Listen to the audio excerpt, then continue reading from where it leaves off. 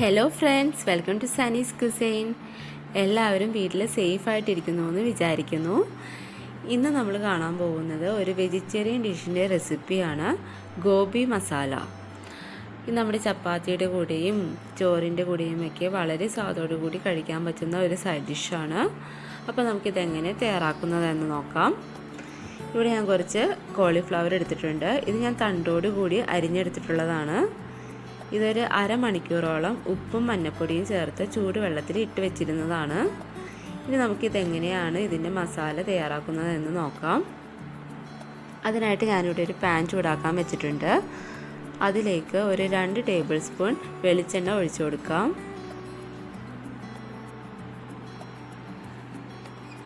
ഇവിടെ ഞാൻ 6 അല്ലി വെളുത്തുള്ളിയും ഒരു ചെറിയ കഷ്ണം ഇഞ്ചിയും കൂടി ചതച്ചത് എടുത്തിട്ടുണ്ട്.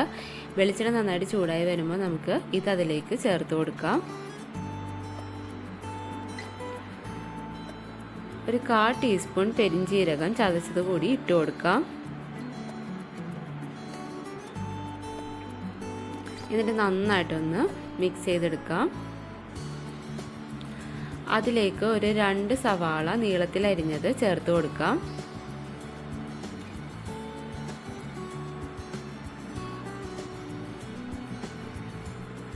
കുറച്ച് കറിവേപ്പില കൂടി ഇട്ട് കൊടുക്കാം. 2 വലിയ പച്ചമുളക് നീളത്തിൽ അരിഞ്ഞത് ഇട്ട് കൊടുക്കാം.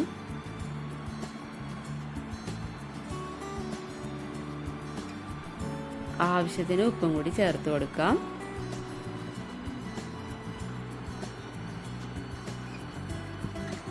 എന്നിട്ട് നന്നായിട്ടൊന്ന് മിക്സ് ചെയ്തെടുക്കണം. സവാളയൊക്കെ നന്നായിട്ടൊന്ന് വഴണ്ട് വരണം. ഏകദേശം സവാള ഒരു ഗോൾഡ് കളർ ആകുമ്പോൾ നമുക്ക് പൊടികൾ ചേർത്ത് കൊടുക്കാം. ഇവിടെ ഞാൻ 3/4 ടീസ്പൂൺ മുളക് പൊടി ചേർത്ത് കൊടുക്കുന്നുണ്ട്. 1/4 ടീസ്പൂൺ മഞ്ഞൾപ്പൊടി, 1/2 ടീസ്പൂൺ മല്ലിപ്പൊടി, 1 ടീസ്പൂൺ കാശ്മീരി ചില്ലി പൗഡർ. ഇത്രയും ഇട്ട് കൊടുത്തിട്ട് പൊടികളുടെ പച്ചമണം മാറുന്നത് വരെ നന്നായിട്ടൊന്ന് മിക്സ് ചെയ്തെടുക്കാം. അതിനുശേഷം 1 ടീസ്പൂൺ ഗരം മസാലയും 1/2 ടീസ്പൂൺ ചിക്കൻ മസാല കൂടി ചേർത്ത് കൊടുക്കാം. എന്നിട്ട് നന്നായിട്ടൊന്ന് ഇളക്കി കൊടുക്കാം. ഇനി നമുക്ക് തക്കാളി അരിഞ്ഞു വെച്ചത് ഇട്ട് കൊടുക്കാം. ഇവിടെ ഞാൻ 2 തക്കാളിയാണ് എടുത്തിട്ടുള്ളത്. അതുകൂടി ഈ മസാലയിലേക്ക് ഇട്ട് കൊടുത്തിട്ട് നന്നായിട്ടൊന്ന് മിക്സ് ചെയ്തെടുക്കാം. ഒരു 5 മിനിറ്റ് നമുക്കൊന്ന് മൂടി വെച്ച് വേവിക്കണം. ഇടയ്ക്കൊന്ന് മൂടിയൊക്കെ തുറന്നൊന്ന് ഇളക്കി കൊടുക്കണം. ഇപ്പം നോൺ സ്റ്റിക്കിൻ്റെ പാത്രമാണെങ്കിൽ കുഴപ്പമില്ല, അല്ലെങ്കിൽ ഇത് അടി പിടിക്കാനായിട്ട് ചാൻസ് ഉണ്ട്. 5 മിനിറ്റ് കഴിഞ്ഞതിന് ശേഷം നമുക്കൊന്ന് തുറന്ന് നോക്കാം.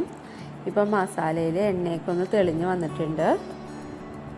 ഇനി അതൊന്നുകൂടി ഒന്ന് ഇളക്കി കൊടുത്തിട്ട് നമുക്ക് അരിഞ്ഞു വെച്ചിരിക്കുന്ന കോളിഫ്ലവർ ഇതിലേക്ക് ചേർത്ത് കൊടുക്കാം. ഇവിടെ ഞാൻ വേവിക്കാതെയാണ് കോളിഫ്ലവർ ചേർത്ത് കൊടുക്കുന്നത്. നിങ്ങൾക്ക് വേണമെങ്കിൽ ഒരു 10 മിനിറ്റ് കോളിഫ്ലവർ ഒന്ന് വേവിച്ചിട്ട് ചേർത്ത് കൊടുക്കാവുന്നതാണ്. നമ്മുടെ കഷ്ണത്തിലെല്ലാം ആ മസാല എത്തുന്ന രീതിയിൽ ഒന്ന് ഇളക്കി കൊടുക്കാം. നന്നായിട്ടൊന്ന് മിക്സ് ചെയ്ത് കൊടുക്കണം. ഇനി ഞാനിവിടെ 1 ഗ്ലാസ് ചൂട് വെള്ളമാണ് ഒഴിച്ചു കൊടുക്കുന്നത്. ഇത് ഗ്രേവിക്ക് വേണ്ടിയിട്ടാണ് ഒഴിച്ചു കൊടുക്കുന്നത്. ഇപ്പം ഞാനിവിടെ 1 ഗ്ലാസ്സാണ് യൂസ് ചെയ്തിരിക്കുന്നത്. നിങ്ങൾക്ക് ഗ്രേവിയുടെ കൗണ്ട് കൂടുതൽ വേണമെങ്കിൽ കൂടുതൽ വെള്ളം ചേർത്ത് കൊടുക്കാവുന്നതാണ്.